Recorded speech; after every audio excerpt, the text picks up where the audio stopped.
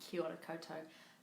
Coming off the back of a big week last week, and I've had a couple of days of downtime, so you probably haven't heard from me. You didn't get last week's live. Last week was a big one, and a lot of talking, a lot of presenting, and I like to balance that with a little less talking, and today's been a day writing books, so a real good balance between, as much as I love getting out there and connecting with people, I'm an introvert, so I also love balancing that with days at home and not connecting to anybody, and that's what I've been doing today. So putting some more words on the word count for the next book. It's spring.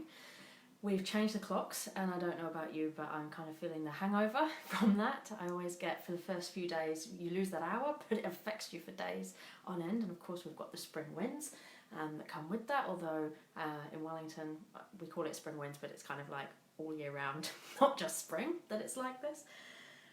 So yeah, Mental Health Awareness Week last week saw me in Palmerston North with Fonterra, saw me in Auckland with Dress for Success, and presenting as well. We did a whole day workshop with the Thrive content, which was awesome. I had a wonderful group of women up in Auckland at the Ridges Hotel at the weekend, and that was awesome because we got the opportunity to deep dive into some of this stuff and spend a whole day working on not just the theory behind busyness and overwhelm and resilience and self-care and how we manage that, but how we apply it to our own lives. So we did a good sort of self-assessments and building from that. And there's some exciting announcements to come in that space in terms of the next steps for Thrive and what 2020 looks like for Thrive, so stay tuned for that. Last week I also saw Dr Libby Weaver. She came to Wellington, and I've been to a few of her events, and she's someone, if you've probably heard me talk about her before, she's someone I admire greatly, and it was a real interesting reflection for me last week, because I don't know whether you feel this, but often when we look up and admire people or we aspire to be like someone, it can so easily we can fall into the comparison trap. So easily we can become they're there, we're here, they're doing it better, we're not. And I sat there in Wellington and looked around. There was a room full of almost 1,000 people. Libby was doing she was something like 15 of 35 tour dates across Australia and New Zealand, covering 16,000 people. She's written 13 books in 13 years. They take her about a month to write.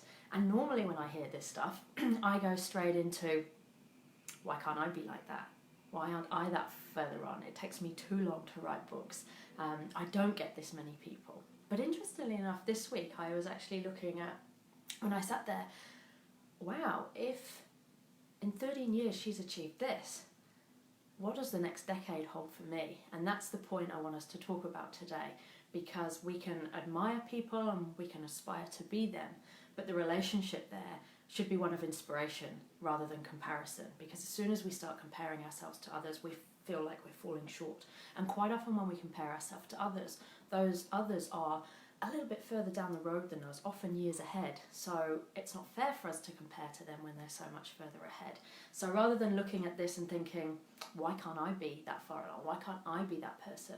Looking at how they got there and using that as inspiration, and knowing that we're only on the early parts of the same journey that they've taken is far more inspirational, and it saves us from falling into the comparison trap, which especially as women, it's so easy to do. So that was my reflection from last week. This week I have got a few days book writing, which is great, and some downtime, some time to spend at home. And then I'll be back out presenting. I've actually got a free lunchtime talk in Wellington on Thursday. It's now fully booked, but there is a waiting list. If you are keen and you haven't made it onto that yet, put your name down, because as people find other things that they have to do on Thursday, some spaces might become available. We're fully subscribed though. It's in the CBD, and the topic is women in leadership. So this is a bit of a kind of preview of this, which is the Women in Leadership program, which is at the end of this month. There are still places on that as well.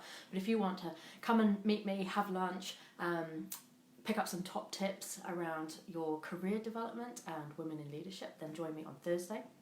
And I'll pop the link as well for the actual program that's in this live, that's at the end of the month on the 25th of October, so you've got that too. And then I'm looking forward to a weekend away. My partner and I are heading to the Wairarapa, and looking forward to a weekend away, and I'll be staying on for a day next week so that I can do some business planning, take myself out of my office, sit in the Wairarapa and have a look at what 2020 looks like. So excited about that, and I'll keep you posted on what comes out of that. I hope you're having a great week. Mā te wā.